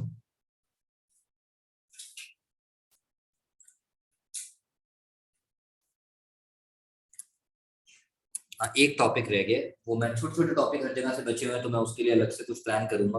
अगर मैं क्लास में नहीं कर पा रहा हूँ तो मैं उसका अलग से पर्सनल वीडियो रात में लेट नाइट रिकॉर्ड कर दूंगा।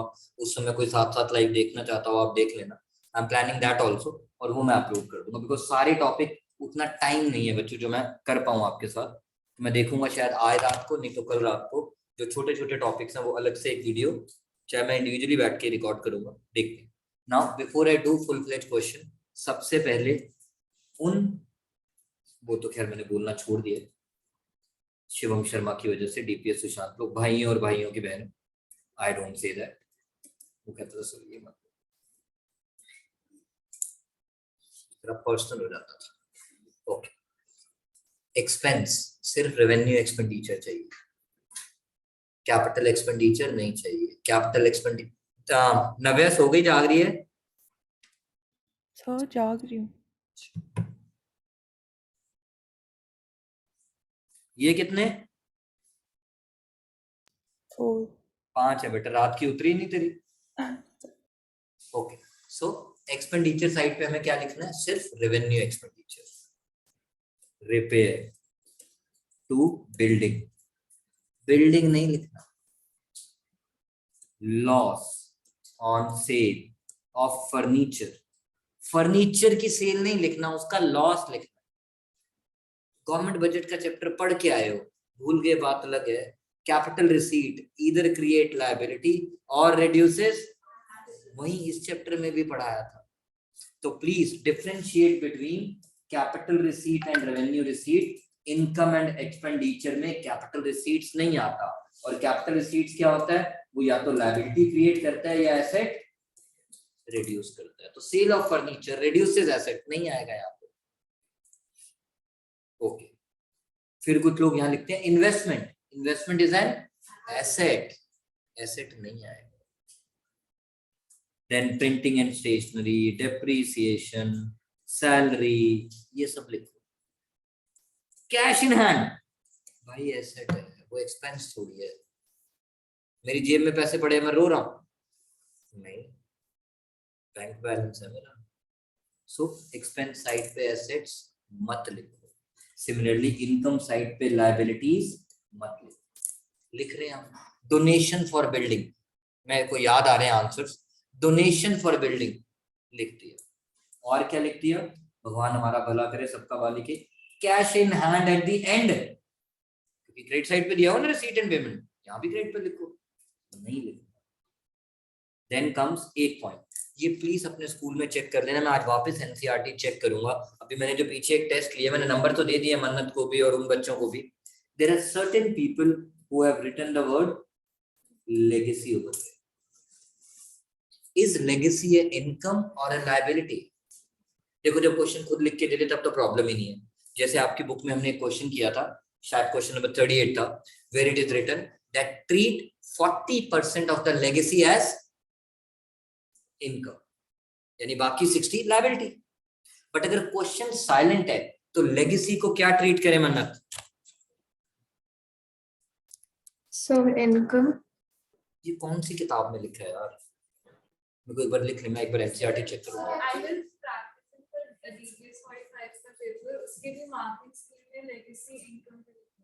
हाँ मेरे को पता है, बट किस किताब में लिखा है मैं ये पूछ।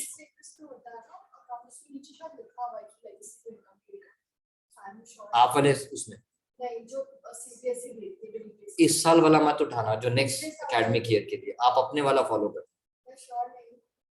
एक बार चेक कर लेना। तो ठीक है, लेगेसी इनकम पेपर में फिर भी अगर आप कहते हो, सबके स्कूल ने बोला एजम्पशन लिख के आना, we are treating legacy as income, बस नोट जरूर लिखाना पेपर, मुझे नहीं फाइट करनी बच्चों की, मैं एनसीईआरटी चेक कर लूंगा जो एनसीईआरटी के अंदर दिया हुआ है, बट जहां तक मुझे याद है legacy if question is silent is liability, but still I check, since आप कह रहे हो डीपीएस 45 की मार्किंग स्कीम में, तो नेचुरली उन्होंने कुछ सोच के ही दिया होगा, but every school will be correct, every board will be correct, I can not say, मैं एनसीईआरटी एक बार चेक कर दूंगा।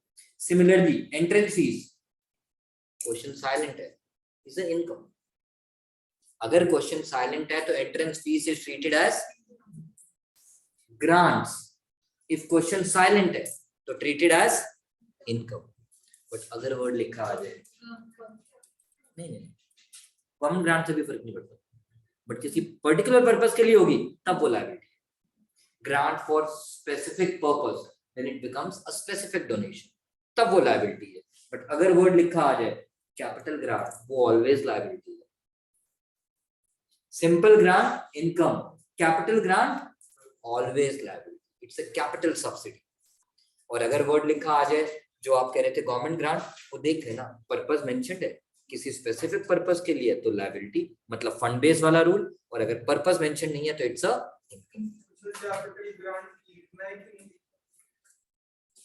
इट्स अ लायबिलिटी, ग्रांट यहाँ पे आएगा, कैपिटल ग्रांट नहीं आएगा, तो मोटे मोटे इंपॉर्टेंट पॉइंट जो मैं before I do the question discuss करना चाहता था। क्वेश्चन 36,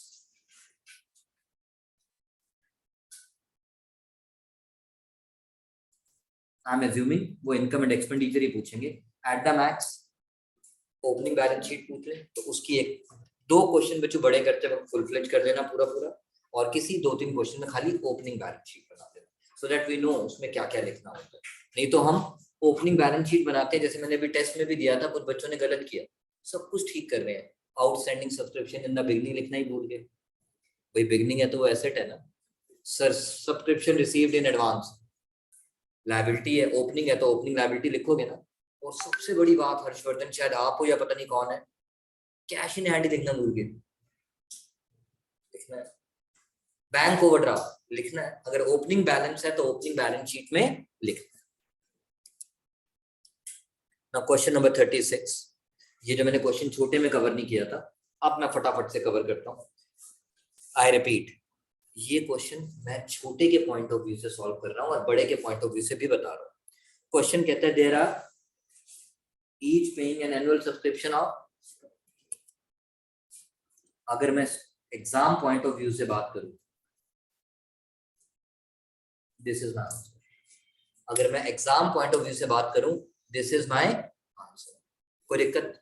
नो दिक्कत, ओके, बट अगर ये छोटे क्वेश्चन में आ जाए जहां पे आपको कुछ मिसिंग वगैरह भी पूछ ले, तो तब आपने क्या, देखो एक नंबर के लिए तब आप तब भी ऐसे ही करना है, अब एक नंबर का क्वेश्चन नहीं है बट 2 नंबर का है तो सॉल्व करके दिखाना। आपने कितना सब्सक्रिप्शन रिसीव किया?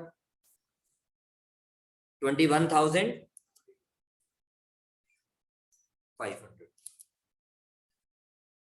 500 is still in arrear for,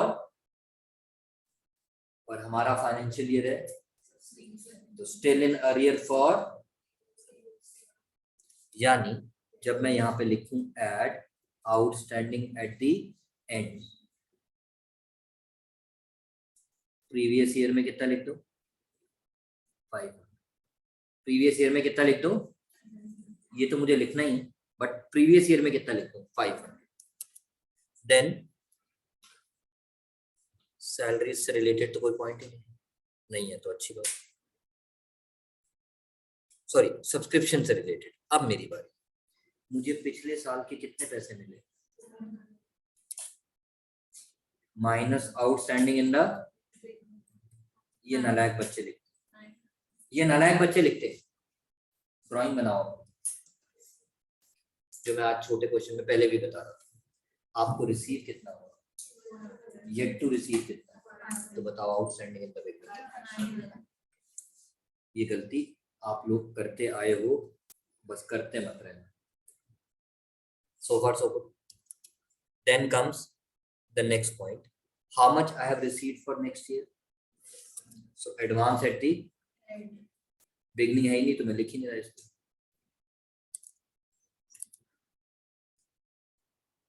और ये टोटल हमें कितना दिया हुआ है, ये तो दिया ही हुआ था।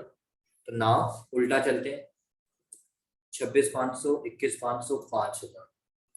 तो करंट ईयर का कितना आ गया balancing figure, done. Then comes 1,000 for salary is outstanding.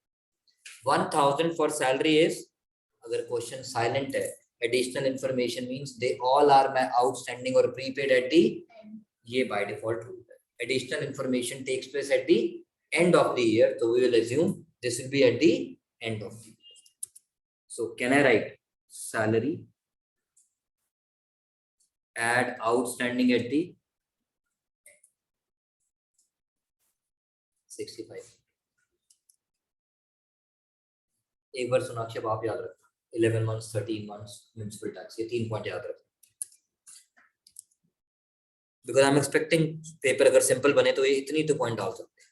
कहते हैं building stand in the books at 50,000, यानी मेरा asset, it is required to be return of at, तो मैं बिल्डिंग नहीं लिखूंगा, यहाँ पे सब बिल्डिंग डेब्रिज सब कुछ लिख रहे हैं, बिल्डिंग नहीं लिखना, सिर्फ क्या लिखना है, कितना परसेंट किसका, रुक जाओ, हाँ ठीक है, हो सकता है रिसीट एंड पेमेंट कोई करंट ईयर में बिल्डिंग को परचेज या सेल किया गया हो, उसको कैसे यूज करेंगे बता दूंगा।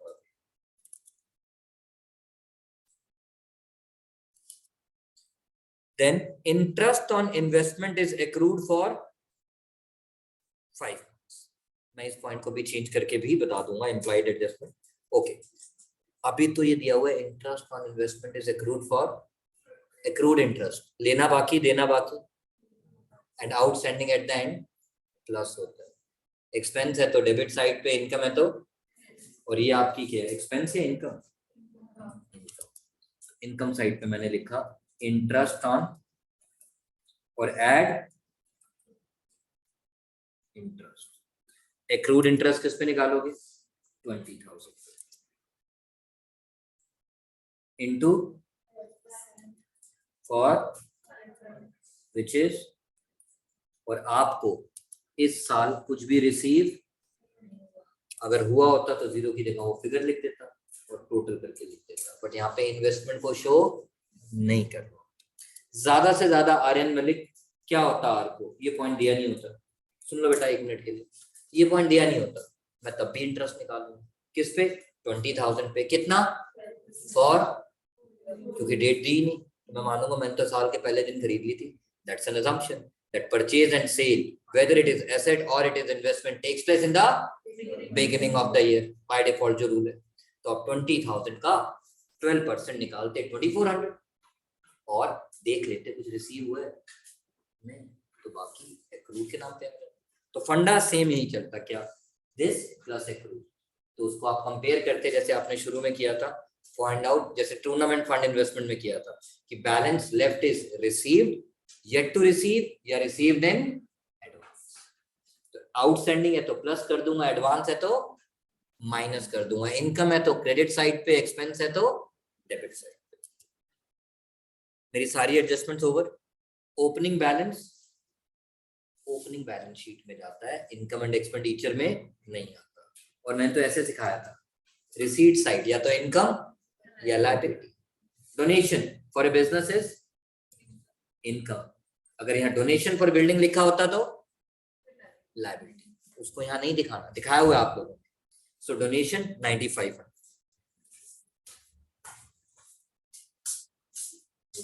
कल लेके आए।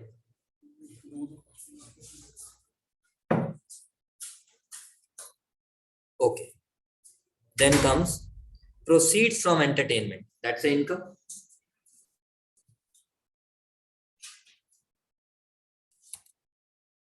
Sale of newspaper, that's the income. Payment side, salary for a business is expense, journal expense बड़े क्वेश्चन में तो ज्यादा कुछ होता ही नहीं है बच्चों, बस आपको जज करना है। एंटरटेनमेंट एक्सपेंस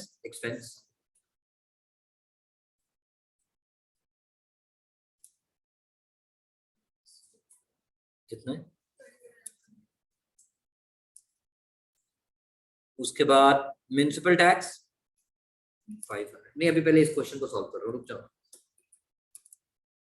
चैरिटी एक्सपेंस,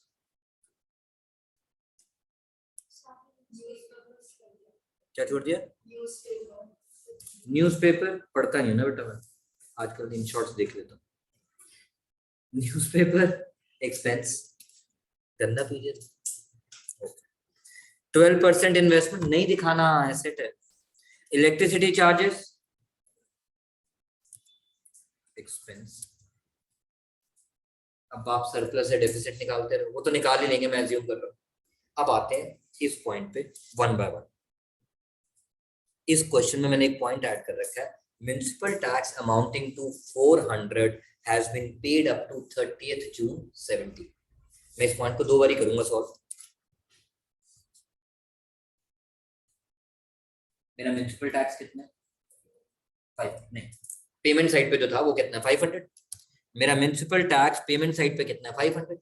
और नीचे ये पॉइंट अगर ऐड है, ये हमने बचपन से सीखा है, insurance, government duties and taxes are paid for 12 months unless and until question says otherwise। तो मार्च के बाद April May June I have paid, so 3/15 months old, because insurance, government duties and taxes are paid for into which is, so advance at the end minus. This is what you have to do.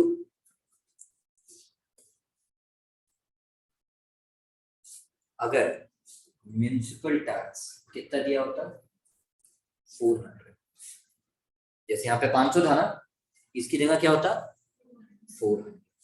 तो आप क्या कहते हैं? Advance at the and 100 आपने निकाले, but बाहर तो मुझे अभी भी कितना लिखना है? तो क्वेश्चन कह रहा है municipal taxes are 400 per annum. Question कह रहा है म्युनिसिपल टैक्सेस आर 400 पर, तो बाहर तो अभी भी कितना लिखाना है? तो मुझे एज्यूम करना पड़ेगा कि एडवांस इन द बिगिनिंग भी कितना है। इस क्वेश्चन में क्यों नहीं एज्यूम किया? क्योंकि 500 पे कर रखा था, 100 अगले का था, इस साल का तो 400 ही था, और था भी 400 पर है ना, तो उसमें मुझे एजम्पशन लेने की जरूरत। बट यहाँ पे अगर पेपर में कर रहे हो तो उसने अगर बोल दिया है 400 पर एनम, तो मुझे अमाउंट कॉलम में तो कितना चाहिए? बाहर 400 ही रहेगा, अंदर आप देखो आपको क्या एजम्पशन लेके सॉल्व करना है। सिंस माइनस करने के बाद रिया 300 ही बचा था, तो मुझे अब एज्यूम करना पड़ेगा अगर एडवांस एट द एंड 300 था, तो एडवांस इन द बिगिनिंग भी 300।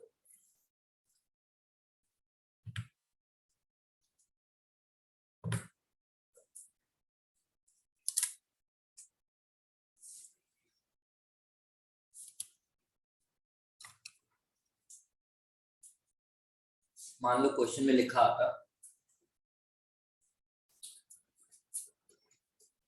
Salary is paid for 11 months, salary is paid for 11 months, तो आपको क्या निकालना पड़ेगा?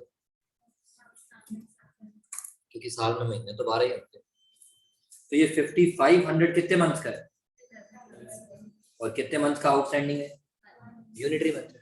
तो आपका आउटस्टैंडिंग एट द एंड कितना आ गया? ये आप ऐड करके दिखा दो।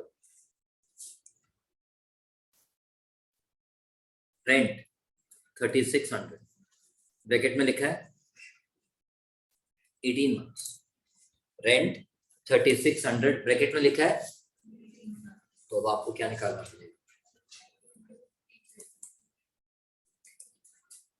साल में महीने कितने होते हैं? आपने कितने महीने का पे किए? तो एडवांस कितना? ये 3600 कितने मंथ्स का है? ये 3600 कितने मंथ्स का है? तो डिवाइड कितने से? बट इसमें से एडवांस कितने मंथ्स का है? तो मल्टीप्लाई कितने से? इसको प्लस करोगे और इसको, क्योंकि outstanding at the end plus और outstanding in the beginning minus. So far so. एक मिनट,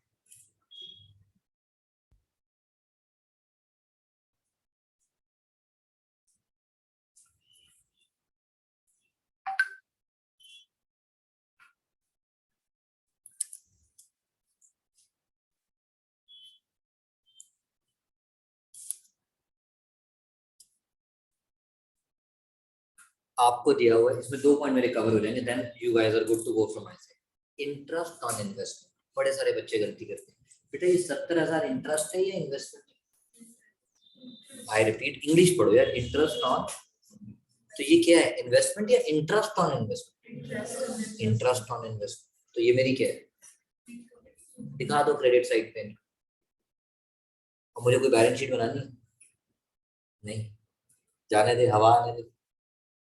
मुझे बैलेंस शीट बनानी नहीं, मुझे इससे ज्यादा सोचना ही नहीं। बट अंशिता कहती है what if opening balance sheet comes in the exam, तो मैं कहा आई नीड टू थिंक। अब मेरी बारी, 70,000। सुनते जाना प्लीज, जल्दी मत करना, एग्जाम पॉइंट ऑफ व्यू से समझा रहा हूँ। अगर ओपनिंग बैलेंस शीट पूछे, क्लोजिंग तो नहीं पूछेंगे, हम 99.99% श्योर। बट ओपनिंग यस, एक दो स्कूल्स ने पूछी है, दिल्ली में भी, गुड़गांव में भी, एंड इवन इन पंजाब में भी। आई हैव चेक विद दो स्कूल्स आल्सो, तो that's why I just want to cover that point. David ध्यान से सुनना। सबसे पहले इंटरेस्ट किस पे मिलता है पता है? लाइफ में जो आपको छोड़ गई वो आपकी क्या, नाम नहीं पूछूंगा। So let the value of investment is, sir ये क्यों करवा दो, पेमेंट साइड पे इन्वेस्टमेंट देखी नहीं रही, इसका मतलब हमने इस साल तो इन्वेस्टमेंट खरीदी नहीं है, तभी पूरे साल का इंटरेस्ट मिला है। इसका मतलब ये इन्वेस्टमेंट बाप दादा के जमाने से चली आ रही है। तो जब मैं इन्वेस्टमेंट की वैल्यू निकाल लूंगा, इसको मुझे ओपनिंग बैलेंस शीट में भी दिखाना है और क्लोजिंग तो बनानी नहीं। अगर आ जाए तो दिखाना पड़ेगा, बट क्लोजिंग तो बनानी है, बट ओपनिंग में तो दिखाना है। इसीलिए मुझे अब कैलकुलेट करना पड़ेगा। सो x इज द वैल्यू, और उस पे आपको इंटरेस्ट कितना मिला फॉर फुल ईयर। उसने बोला, नहीं बोला होता तब भी फुल ईयर। डेट लिख देता तो let's say 6 month 7 month 6/4 is equal to get your x value, मतलब investment, I have to be very precise, rupees 10 lakh. So 10 lakh value होगी, this is the value of investment to be shown in old balance sheet, opening balance sheet. अब इस point को मानना, ध्यान देना, इस point को मैं चेंज कर रहा हूं, and I am putting over here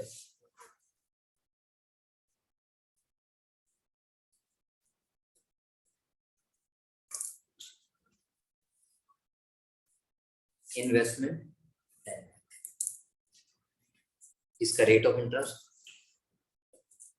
यहां से पता लग गया, this is called smartness. Investment उसने लिख के दे दिया 10 लाख, और रेट कितना, हम कहेंगे रेट तो है नहीं, रेट तो है, अबे ये रहा यार, घुमा के दे रहा है मुझे 7%। तो अब आप 10 लाख किस पे निकालोगे,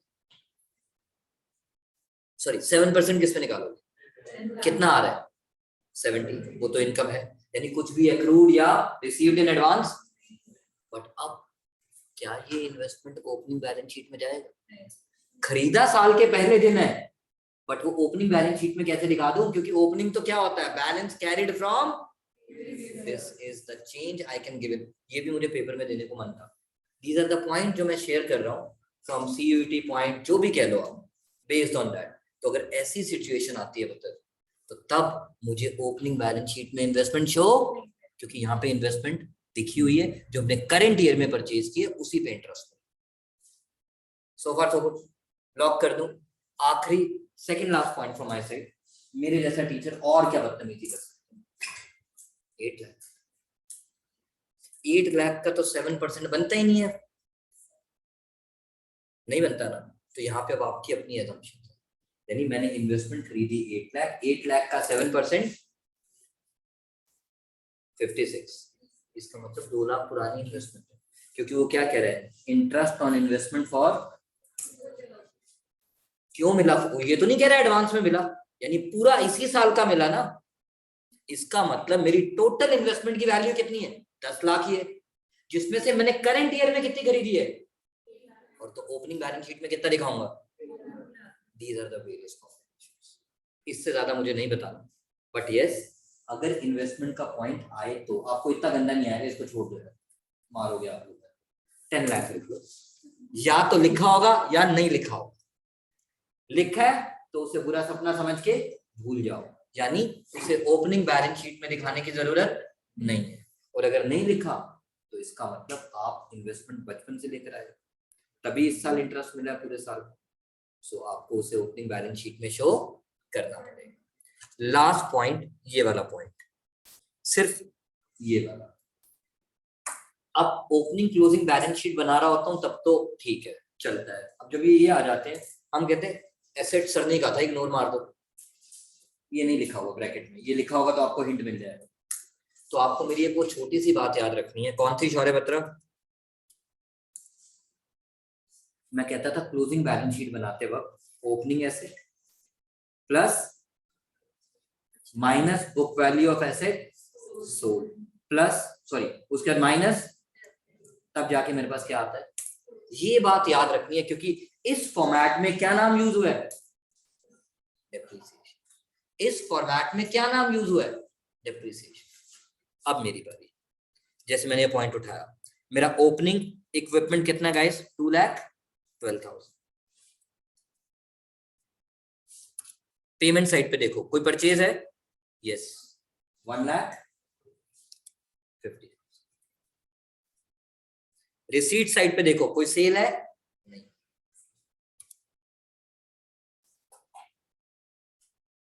तुझा आइला 362 बन रहा है, जबकि उन्होंने तो क्लोजिंग कितना दे रखा है, यानी इनका डिफरेंस क्या है?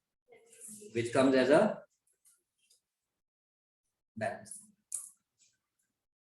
अब जैसे इसी को देखो, ये सेकंड वाला पॉइंट 4,03,80, इसमें कोई परचेज या सेल, तो 4 से 380 क्यों हुआ?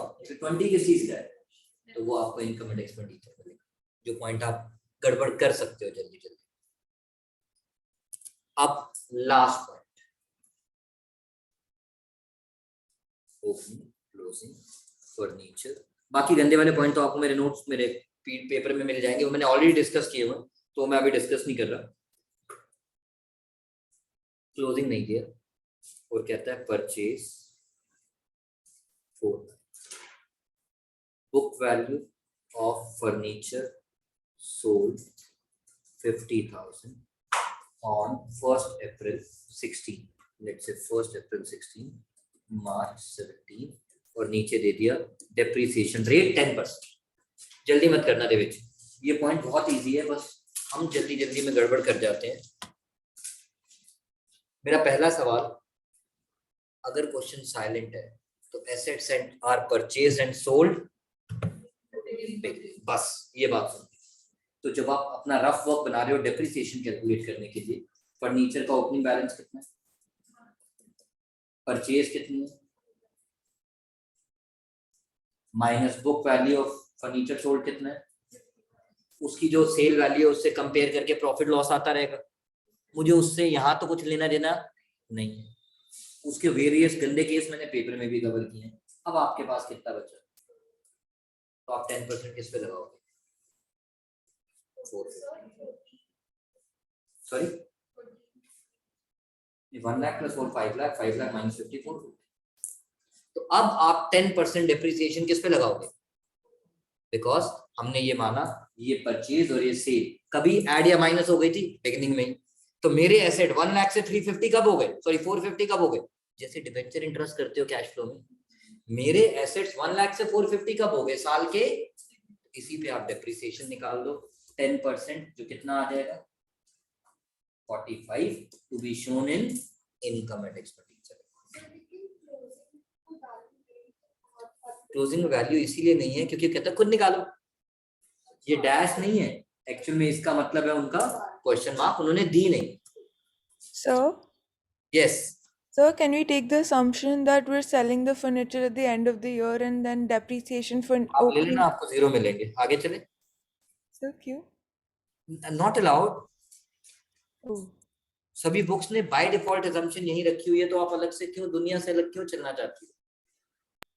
So by default assumption is that we sell the furniture on the first day of the year. And even we buy the furniture on the First day of the year. first day of the year. चाल रही है लड़की।